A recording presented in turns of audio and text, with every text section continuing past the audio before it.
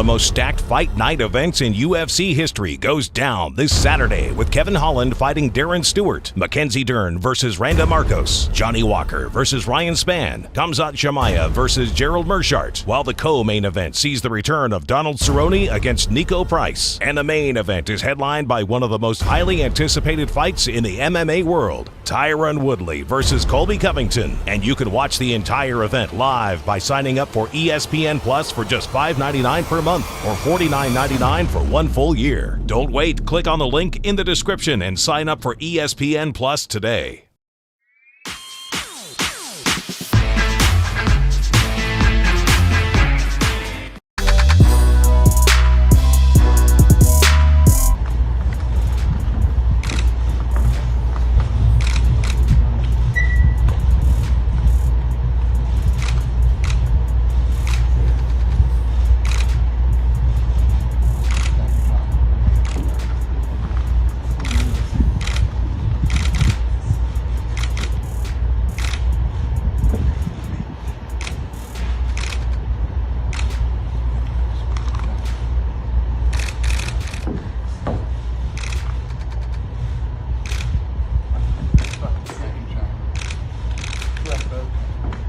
Thank you, guys.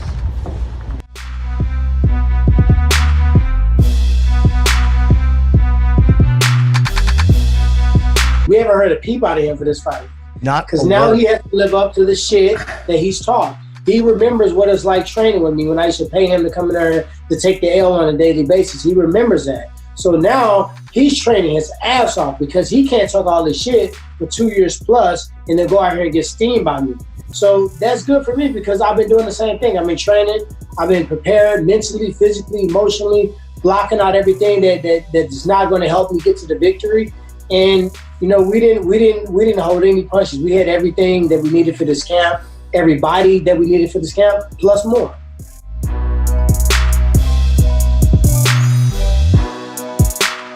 You know, you've had a couple of losses, but obviously everyone still loves watching you fight. It doesn't affect. No, I've had 4 losses. You can go ahead and say it. It's all right.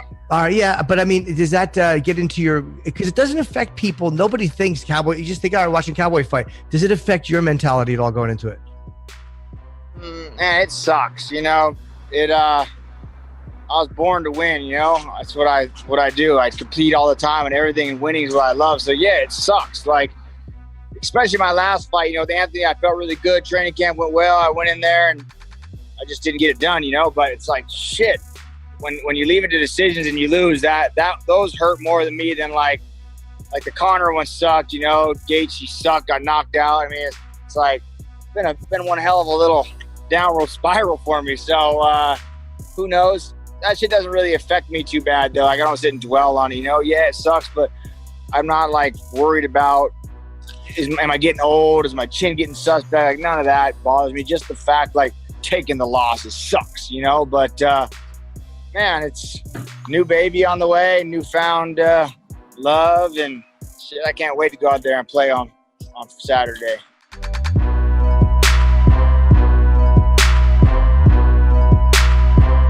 I would say everything is on the line for Cowboy. You know, listen, in professional sports, the day starts to come when, you know, all of our heroes start to get old.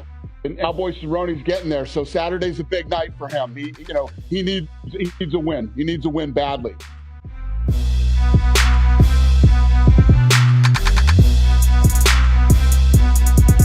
He fights like Khabib. He just, you know, all he's got to do is do what he does. Go out there and fight like how he's fighting. He's got to say 3 things like I smash him, and he'd send location and whatever else.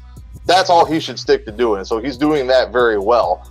So I'm not going to get into a trash talk battle with him, obviously, but having that, the extra fuel, just knowing that he's looking past me, you know, I can't think of anything more motivating. And then, you know, to have the UFC go along with it. And again, I've said this before, I don't fault him. If I was Dana, I'd do the exact same thing. I'd be putting that kid's name out there and telling him, oh, he's nuts. He wants to fight all the time. I'm going to book him all these fights. But unfortunately, he picked me for the other side of it to start his little run, and it's going to stop dead in its tracks.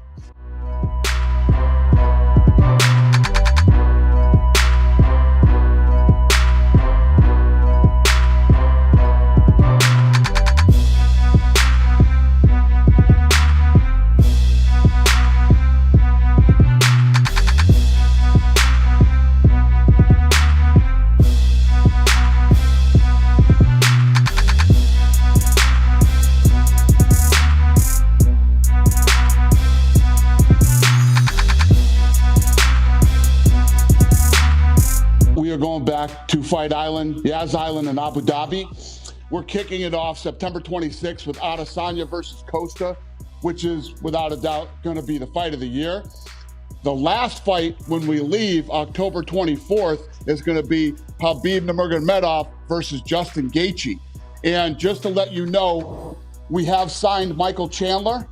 Michael Chandler is now part of the UFC, and he will be in Abu Dhabi on the 24th as a backup in case anything happens to either one of these fighters in the main event.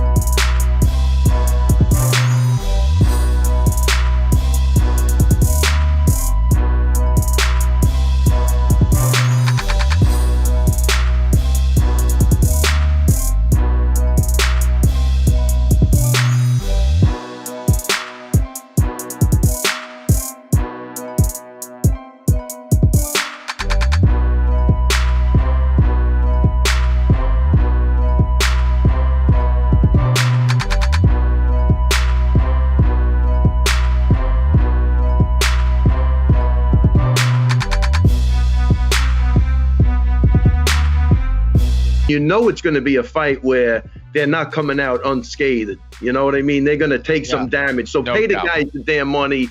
Even the money they're getting, I'm sure, is probably not even worth it. But just pay the money. You know it's going to be a great fight. People are going to tune in. And I'm sure they can't be that far off in the numbers. You know what I mean? So I don't know. I think a fight like that, like Kenny said, has to happen. But nobody's coming out of there with no marks on them. And you got to put a price on that. And I think they deserve to get paid. And I think the UFC will come around and do that fight. It makes a lot of sense for a lot of reasons. I think the only thing that doesn't make sense right now for the UFC is the amount of money that they want to pay Poirier. Hopefully it happens.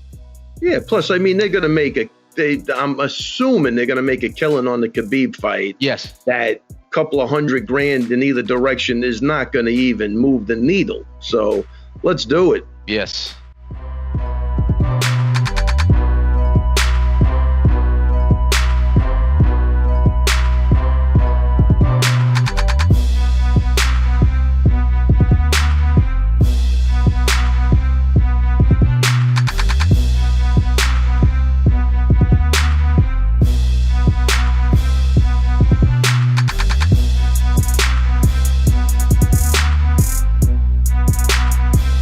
What's next for Conor? We're actually working on some fun stuff for Conor at the beginning of next year. So he should be back next year. I'm not saying he's coming back to fight guaranteed, but we're talking right now about some stuff.